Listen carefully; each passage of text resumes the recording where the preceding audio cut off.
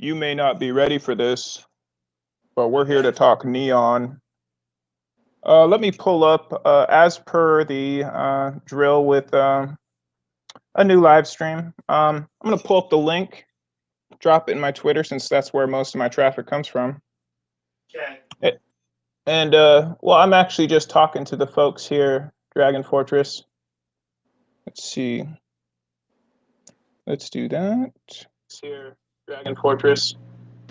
Yeah, I mean, let me know when you put the link live and I will boost the signal.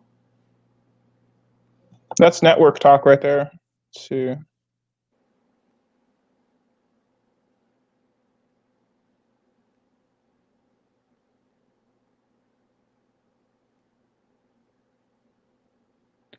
All right, it's official, and there's one person in here, so let's get busy.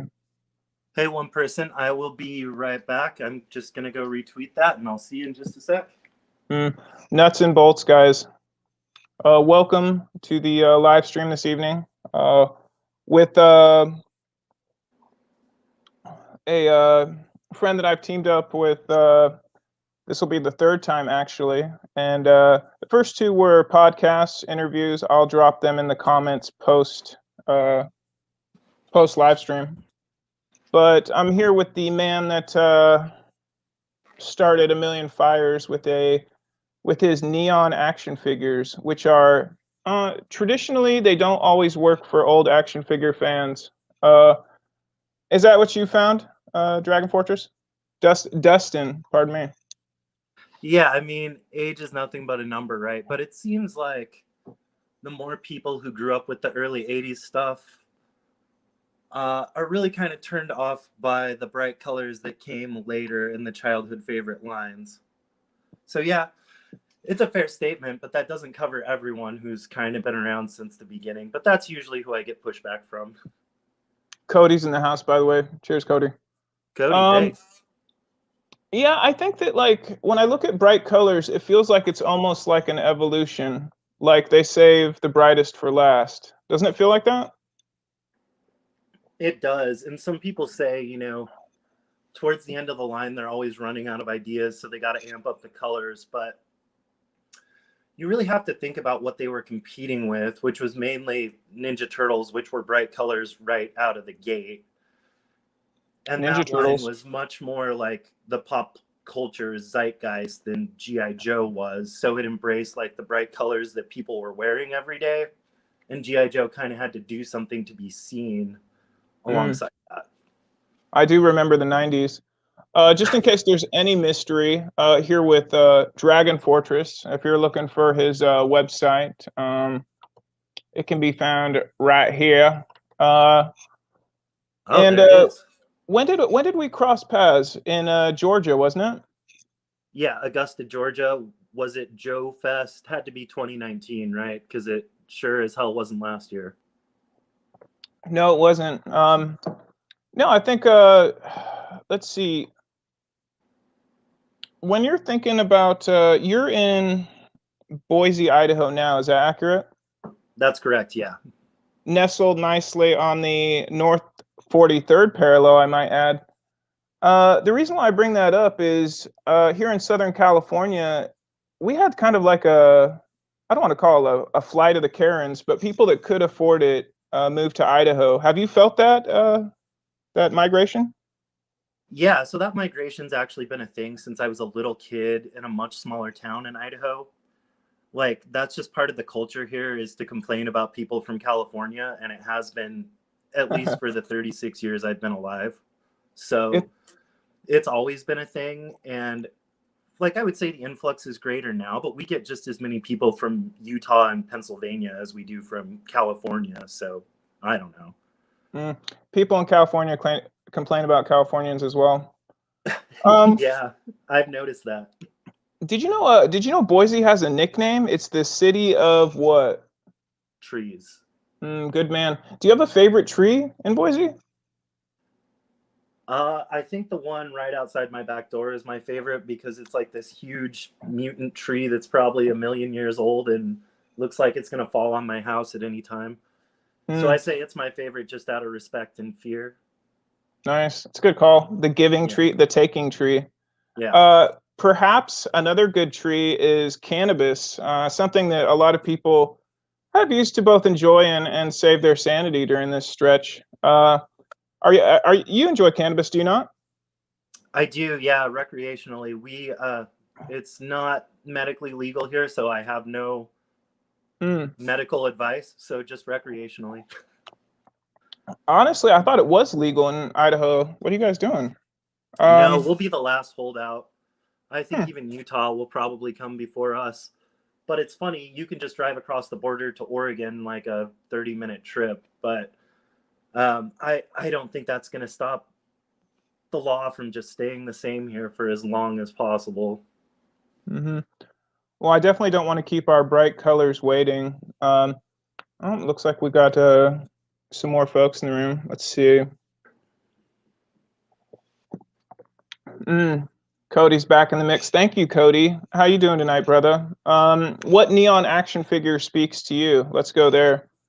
We have three on standby, and of course, Boba Fett lurking. What do you got for us tonight, Dustin? I know that you had some action figures on your mind. It looks like we have some V1 Snake Eyes. Is that right? Yeah, so these are all what you call factory customs. At least that's what the people who make them call them. They're also called knockoffs, bootlegs, whatever. Um, just basically is the result of someone contracting a factory in China, them making the molds, laying out the colors, laying out the accessories, whatever, putting them together, shipping them here. Then they're resold. These aren't things that Hasbro is currently doing. So, you can call it a bootleg or a knockoff, but really these people are providing the only classic style G.I. Joe figures that still exist. The Mm-hmm. thing is, though, no one really knows what Hasbro's like factory specifications were. So while the plastic on these might be pretty similar, like a lot of things are not. They don't behave like your normal G.I. Joe figures. So you'll see that when I'm kind of futzing around with them. Well, that's kind of been my hesitation to the aftermarket. Are these all Black Major figures? So two of them are Black Major and one is Red Laser's Army. And they're kind of the two big ones. But Red Laser's Army kind of fell off the face of the earth, which is a shame because he had a lot of really cool stuff lined up for a next wave. And I actually like his approach a lot. Um, he kind of does like a wave of figures that are different characters, which is really interesting. And Black Major just does like, here's 20 different Snake Eyes, pick the ones that you like and buy them. Gotcha. Well, I think that's what we're looking at first. Do you have a kind of like an affectionate nickname for him, or is he Purple Eyes, or how's that work? We can just go Purple Snake Eyes for now. Honestly, this guy's only been with me for a couple months, so we haven't built that bond yet, that close bond where you give each other nicknames. Mm, that's funny. Um, well, he comes with a couple additional weapons that V1 doesn't. Is that with him, or is that stuff you just kitted him out with? So he did come with the cute little bag and the sword, and then he also came with a claw that is fairly similar to Storm Shadow version two's claw. It doesn't really fit on him super well, so it's not with him. And the wolf is actually not his. It's from another purple Black Major Snake Eyes. Oh, But they Mary's. just look good together. Yeah, they do. Do you find that like some things just if the colors work, like different odd and ends, maybe accessories can go with different figures? Yeah, absolutely. And I think that's probably one of G.I. Joe's biggest appeals, right? Is the accessories are totally compatible between every figure. And even the Mm, support lines like the core or Star Force or like the Remco stuff, like you can swap all of it around. And I know that was a huge appeal for me as a kid, is it didn't just have to be like this guy uses what he comes with. I can give him whatever I want. word. Any thoughts about Purple Snake Eyes? You just got him. Is he somebody that finds fight scenarios, or do you pose him much? I haven't seen him in the photographs, to be honest. Not a whole I've lot. only done a couple with him realistically. Um, and that's just because I don't know, I have other things that kind of catch my attention. Um, I kind of envision him as kind of what Snake Eyes was originally portrayed to be. Like the commando outfit's so generic that it could be anyone. Mm. So kind of just like a sneaky commando, but on the Cobra side. And it works because purple was kind of like the default Cobra color after or from 1987 onwards, right? Yeah, those Televiper vests. Um, Yeah, well, 86, you're right. let me ask you this. There's a lot of good action figure posers out there, and we'll probably talk about some photographers along the way. Sure. Who's the best action figure poser you ever ran into? So I got to give a shout out to Mike T from Forgotten Figures. I think he's been getting really evocative poses out of these toys from back before he was even using a digital camera. Like he would just scan in, film he got developed, and he was doing a good job. So there's no like retake the photo, you Hmm. know. So him for sure. And then my friend Ian RTG who does Attica Gazette. I think he gets some real like emotion out of these little figures. Like you can almost tell what's going through their little heads. What do you think? Who would you shout out? Mm. Well, I definitely got to agree with Attica Gazette, which is an intriguing name. I would almost go minimalist. He has like one figure and then he has like a phrase that definitely is provocative. So I agree with that. I got to give some love to Mike Vegas out in Colorado. Cheers, brother. Oh yeah, Um, Mike's he great. definitely paints a scene. You're in the battlefield. I think, yeah. I mean, aside from best action figure posers, now I will break out a story real quick just in case. Yeah, keep posing those crazy guys. Okay. Um, the best action figure poser, I saw and almost messed up my relationship at the time. Steven Jubber from G.I. Joeberg, whom just Oh yeah. added to his collection, his family rather. Cheers, brother! Congratulations. Yeah, congrats, Steve. Yeah. No, we were sitting in Georgia, and no, pardon me, we were sitting in Chattanooga at a cafe, and I had the figures out, just standing on the table. Dude starts putting them in breakdancing poses, and my girl was like, "How come you can't pose figures like that?" It was like an ongoing conversation for like 3 hours. Anyway, cheers, Steven. Cheers, Steve. Yeah. Let's see. What other photographers are out there? Let's get that green guy in focus on your left. All right. Purple Snake Eyes. It's been good, brother.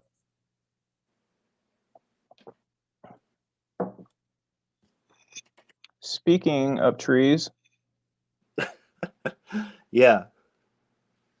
what name did they pick for that guy? That's not the COVID Snake Eyes, is it? No. So this one's really interesting, and I picked it for a reason. I think a lot of people will be stoked about it. It's Shadow Tracker from Pursuit of Cobra, but done as a vintage O-ring style Joe.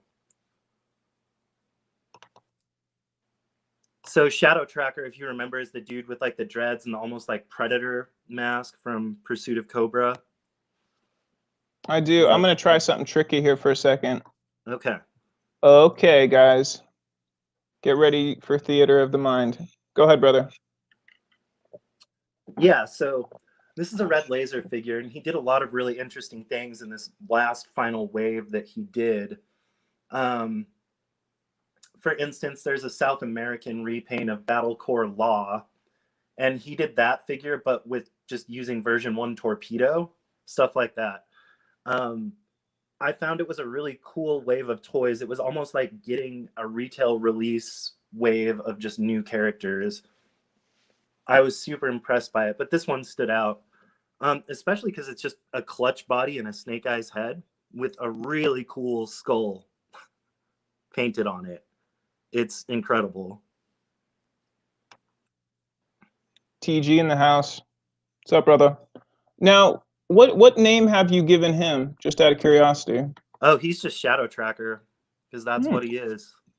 Is he a good guy or a bad guy? It's up for grabs, He's right?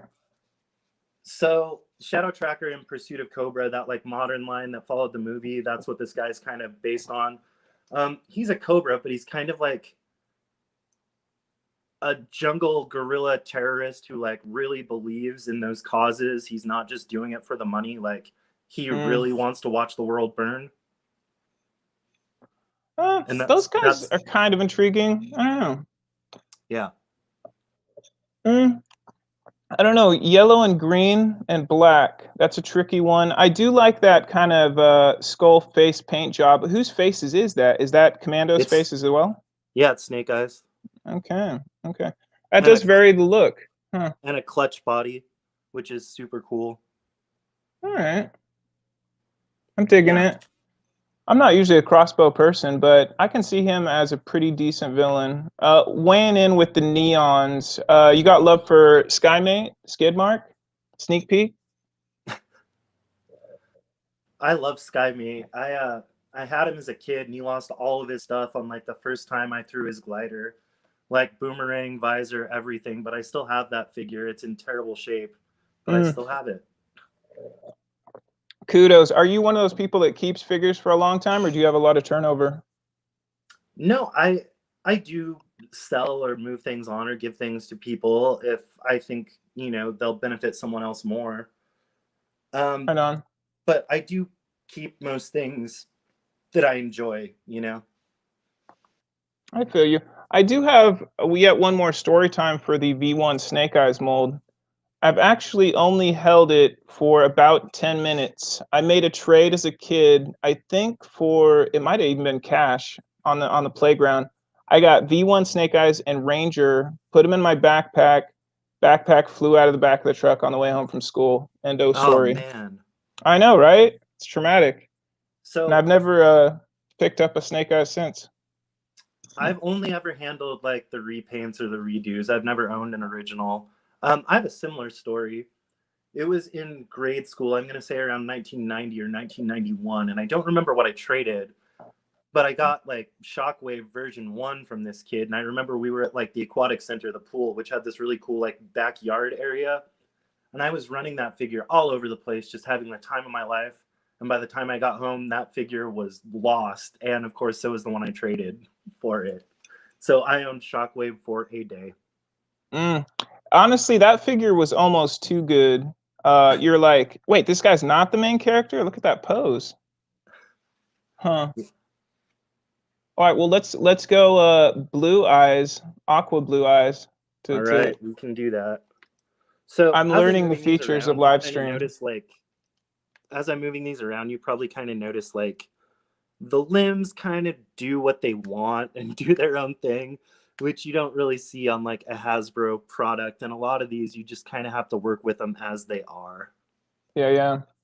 More so like photography pieces rather than people that are going to be in action or action figures rather. Yeah, if you're just putting them on a shelf, they're totally fine. But if you're playing with them or taking photos of them, they're quirky and they're going to give you a little bit of trouble. And that's not universally true. Like there are a lot of these factory customs that just pose like a dream, but you really never know what you're going to get just because like these are good and well made, but no one knows like what those factory specifications were that produced like your Duke and your Roadblock, no one knows. So it's all a little bit of trial and error. But anyway, moving on to this guy. Um, this is the Snake Eyes version 2 mold, but colored like the original Indian Fun School release of Snake Eyes, which used the version 1 mold. So it's a fun little homage to that really unattainable Indian Snake Eyes figure. Hmm. How do you and this is also a black major, am I right? Yeah, this is Black Major. You're totally correct. Well, what name did they give him? Because they always give him some kind of tricky name, don't they? So they don't always. You might see it in like an Instagram caption on like the sale post or whatever, but Mm-hmm. they don't always. And I'm sure there was some clever name that had Invaser in it or whatever. But Sounds right. yeah, I really don't know what this one was called. It could have just been like Special Mission India Invaser or whatever. That's what I would call him. Or Yeah, Special yeah. Mission India Snake Eyes. I think we probably have to ask, do you consider this to be overall the best sculpt of an action figure of all time, or is it just the hype around it? So, are you ready for everyone to just quit your chat instantly? I think it's I think it's probably one of my least favorite GI Joe or Real American Hero sculpts Oh, look at the overall. clock. I'll catch you later, Dustin. No, I'm sorry. Just Well, because what? if you look at the card art and you look at the cartoon and you look at the comic, it's such a cool design, but I don't feel like the figure lives up to it just because the lips and the body's kind of like pudgy and bulbous. It just really doesn't live up to the art around it, if that makes sense. The card art, you mean? The card art and the design in the cartoon and in the comics. Mm. I don't know about that. He was never my main. I always felt like he was just kind of like OP and everybody was always talking about him. So Sure.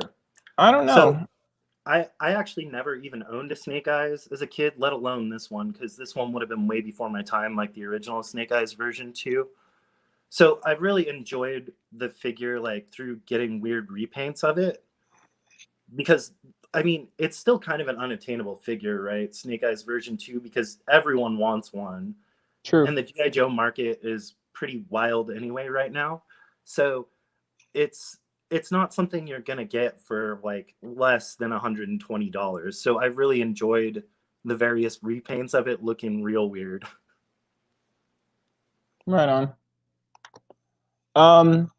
But yeah, I to kind of go back and answer your question more, I really do think it is the hype, because I think there are stronger versions of Snake Eyes, and Snake Eyes is a strong character, especially in the Larry Hama Marvel comics. So he's kind of essential, but I feel like there are better versions. But version 2 is the most iconic, right? I think so. Well, let's wrap it there since we just flexed 2 different versions of Snake Eyes. When it's in your hand, which mold ultimately feels like, Snake Eyes to you? So the 1991 version, which I believe is version 4, is going to be my answer. Second place, the runner up, is going to be the, 1989 version 3. That has the sword with the holes in it and the blowgun and the 3-part staff, the knives Guy's on his busy, chest. Yeah, that one. All right. Counterculture till the end. Respect. You know me. I do, brother. We worked together 3 times, and as we're wrapping up, is it a short live stream? Yes, it is. It's tactical, as is Snake Eyes. And those of you lurking, cheers, guys. Yeah, another thanks so much neon night. What's that? I just said thanks so much for being here. I appreciate y'all. And hey, my channel's all over the place, but that's kind of the point. Dustin, what do you got coming up? And yeah, just what's in front of you? So I've got a pretty cool Transformers thing coming up on the website next week, and then the week after, we'll be looking at something kind of special, which is the 1997 Bronze Bombers set from Olmec Toys, which was all G.I. Joe molds with original heads that were licensed to Olmec, and were only available at Toys R Us for a little while in 1997. TG, so, yeah. The realist. Cheers, brother. All right, cool. And let's see. Any other important notes? Any shout outs? We should invite one person for the next chat. Who should that be, Dustin? You should totally try to get Attica Gazette. You guys would get along really well. All right. Attica, you're on notice, brother. Huge fan. And just in case you're too busy, let's get Dave Cabal in here next time or another time we chat. Dave was going to be the other person I mentioned too, so that's perfect. We think alike, brother. What neon minds think alike. Yeah, well, dude, enjoy your evening, and it's been too long. It's good to chat you up, my friend.